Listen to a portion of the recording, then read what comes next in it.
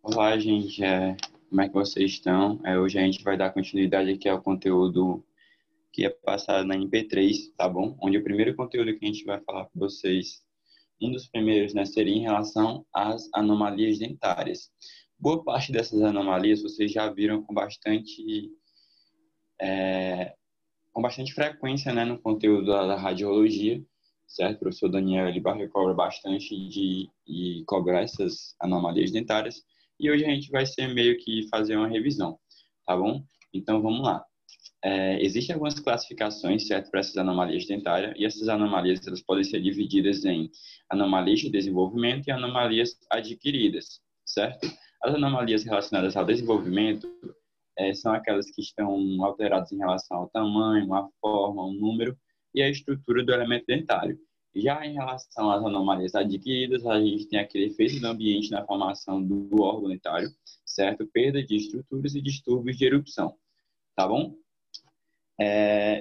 Primeiramente, a gente vai começar falando em relação às alterações dimensionais, certo? Que em relação às alterações dimensionais, a gente vai ter a macrodontia, certo? A macrodontia, ela é o dente em uma maior dimensão, o dente que vai estar além dos limites dos padrões de normalidade, certo?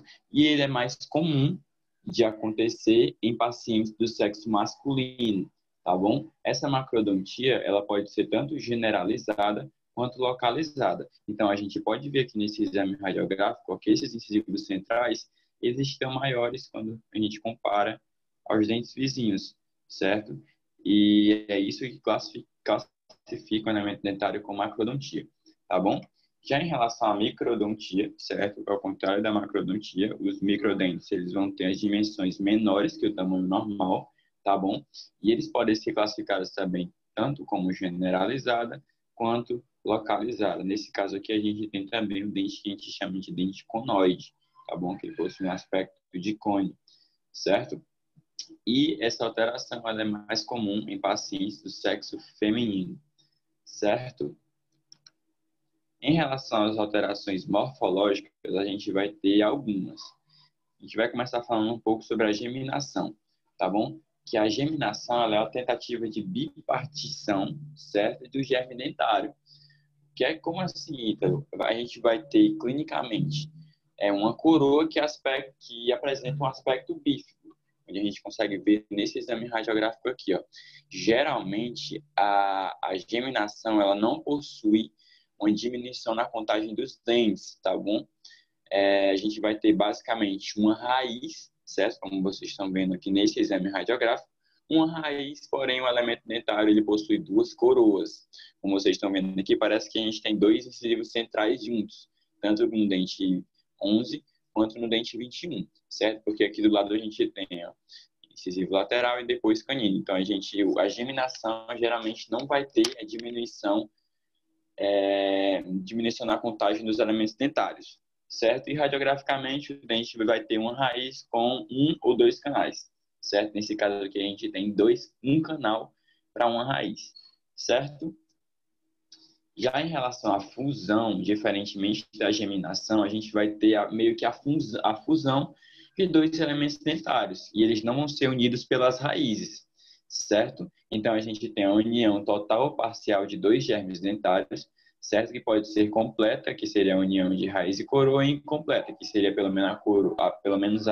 apenas a coroa, ou então apenas a raiz, certo? Diferentemente da geminação, na fusão, a gente vai ter a diminuição da contagem dos elementos dentários, certo? Como vocês podem ver aqui, ó, a gente tem esse incisivo lateral ligado ao canino inferior, certo? Consequentemente, a gente tem a diminuição na contagem dos dentes, tá bom? E aqui o exame radiográfico mostrando para vocês que a gente tem um elemento dentário com duas raízes, dois elementos dentários, né, com duas raízes, só que unidas pela coroa, tá bom? Esses incisivos de Hutchinson, gente, eles são os dentes que a gente chama de dentes com formato de ferradura, certo? Ou então em forma de barril. Esse tipo de alteração ele está associado a pacientes com sífilis congênita, certo? Então, pacientes que possuem sífilis congênita é bem comum de serem encontrados esse tipo de alteração dentária, certo? E geralmente eles estão associados com molar em amora, que é aquele molar que possui um aspecto e um formato de amora, certo? Então, os incisivos de Rushton, junto com os molares e amoras, na maioria dos casos, eles vêm juntos, no mesmo paciente, tá bom? Na maioria dos casos, eles estão associados entre si, certo? Então, a gente vai ter esse aspecto clínico aqui, ó, no formato de ferradura ou barril, tá bom? Já em relação à concrescência, como vocês podem ver aqui, ó, o paciente, ele, na maioria dos casos, ele aparece, né, com se for um terceiro molar, aparentemente parece um terceiro molar, que o paciente ele precisa remover e tal, porém, quando eu estou no meio do ato cirúrgico, eu faço a remoção do terceiro molar, só que o segundo vem junto. E isso acontece principalmente porque a concrescência se trata da união de dois dentes através do cimento, certo? E eles podem estar enrompidos ou não, certo? Então, aqui, eu já pude presenciar 2 casos de concrescência, certo? E, tipo, realmente você coloca no caso, foi um terceiro molar, você está tentando remover o terceiro molar, só que, consequentemente, o segundo vem junto, tá bom? Então, é exatamente esse aspecto que vem, certo? A cúspide engarra, certo? Que é como se fosse um desenvolvimento avantajado, certo? Elevado do símbolo, certo? Vai ser uma projeção externa formada de esmalte a partir do símbolo, como eu falei para vocês.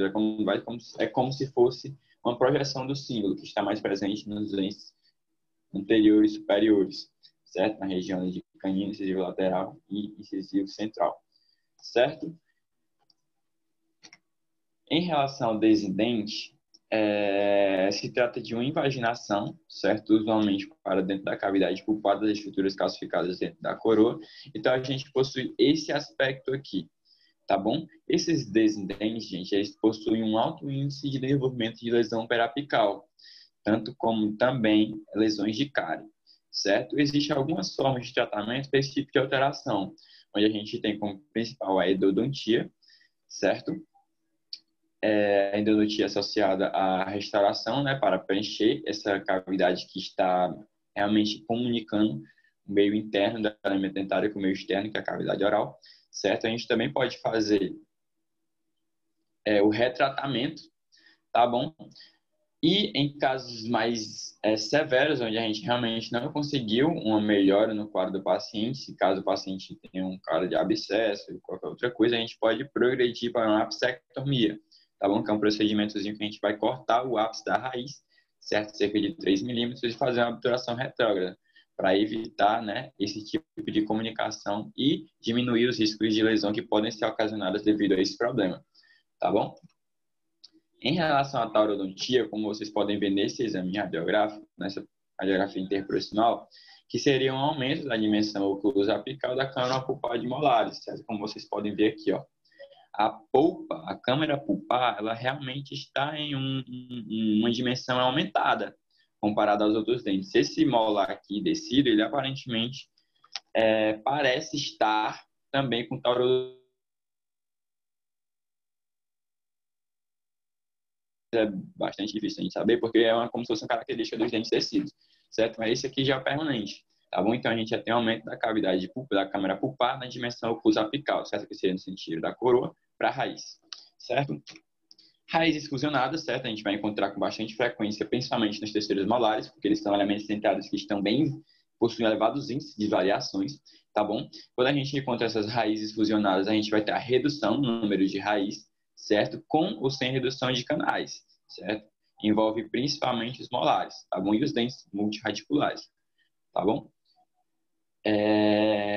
Já em relação às raízes dilaceradas, também é bastante encontrada em terceiros molares, certo? Que vai mostrar uma alteração brusca da raiz longitudinal do dente, certo? Nesses dentes, eles apresentam bastante dificuldade na hora da remoção, certo? E principalmente está fortemente associado a complicações, como a gente tem como principal as fraturas radiculares, né? Devido à posição desse próprio elemento dentário, como vocês podem ver aqui, certo? Que pode acabar demandando do maior tempo cirúrgico, tá bom? Em relação a pérolas de esmalte, é como se fosse uma mineralização, uma calcificação em forma arredondada e irregular, certo? Que fica na altura da junção amelo-sementária, como vocês podem ver aqui, ó. A gente possui a pérola de esmalte e ela no aspecto radiográfico, certo? Não sei se vocês já chegaram a pegar na própria pré-clínica, certo? Quando a gente ia fazer o canal, tinha um elemento dentário que possuía realmente uma pérola dentro, uma pérola de esmalte, certo? Essas pérolas, elas podem acabar contribuindo para alterações apicais ou alterações periodonto, certo? E pode acabar ocasionando retenção de biofilme, de cálculo e acabar gerando periodontite ou qualquer problema periodontal para o paciente, tá bom? Em relação às alterações quantitativas, a gente tem a anadontia, certo? Que será a redução do número normal dos elementos dentários, geralmente ocasionado pela agenesia de elementos dentários, como vocês podem ver aqui, ó, a dentição decídua. A gente não tem a presença do permanente aqui, ó, embaixo dos próprios elementos dentários, certo? Então, é chamado de anadontia, tá bom? Em relação ao dente supranumerário, são dentes a mais na nossa arcada dentária, certo? Também pode ser classificado como hiperdontia, que seria dentes a mais, certo? Justamente na nossa arcada dentária. Todos os dentes, eles excedem o número normal de dentes, certo? E de acordo com a localização e época de irrupção, podem ser denominados como mesiodentes, que são dentes supranumerais localizados na região anterior, certo? De maxila. Dígito molar, certo? Que ele está localizado posteriormente aos terceiros molares ou aos molares, certo? E tem paramolar, que ele está deslocado, pode ser tanto na região vestibular quanto para a região lingual, tá bom? Dos molares, certo? Então, essa classificação ela depende da posição dos elementos dentários, da localização na arcada, tá bom? A gente tem aqui nesse quadro um quadro de hiperdontia, certo? Na região inferior, onde exibem 4 pré-molares, tá bom? Depois o molarzinho aqui, certo? Em relação às alterações de estruturas, a gente tem a hipoplasia de esmalte, certo? Que seria um defeito caracterizado por uma espessura menor de esmalte, de dureza normal, porém uma quantidade insuficiente, tá bom? Então, esse aspecto clínico, a gente tem um paciente que possui hipoplasia de esmalte, os pacientes estão mais susceptíveis a lesões de cárie, certo? Porque a gente, consequentemente, vai ter uma diminuição no esmalte, né? Que é o tecido mineralizado que vai proteger frente a essas situações. Então, esse tipo de paciente, ele está mais suscetível a lesões cariosas, tá bom? A dentinogênese imperfeita, que possui esse aspecto aqui, ó, de dente pode variar de azulado até amarronzado e acastanhado, certo? Caracteriza-se por dentes com raízes curtas e cônicas, constricção cervical, coroas bulbosas, certo? Espaços pulpares obliterados e atrição pronunciada, certo? Esses dentes, eles tendem a ser bem quebradiços, tá bom? Os pacientes, eles tendem a possuir diversos tipos de fraturas, principalmente casos de atrição, bifração, dentre outras coisas, tá bom? A melogênese imperfeita, a gente vai ter uma alteração no desenvolvimento das estruturas de esmalte, certo? Onde, clinicamente, a gente vai ter pacientes com a coroa encurtada, tá bom? E além dessa coloração aqui mais amarelada e acastanhada, certo? Essas foram as referências, é uma aula bem simples mesmo, gente, que vocês vai servir mesmo como se fosse uma revisão, tá bom? Espero que tenha ficado de boas para vocês e me ponho à disposição de vocês a qualquer horário tirar dúvida, tá bom? Beijão e até a próxima monitoria.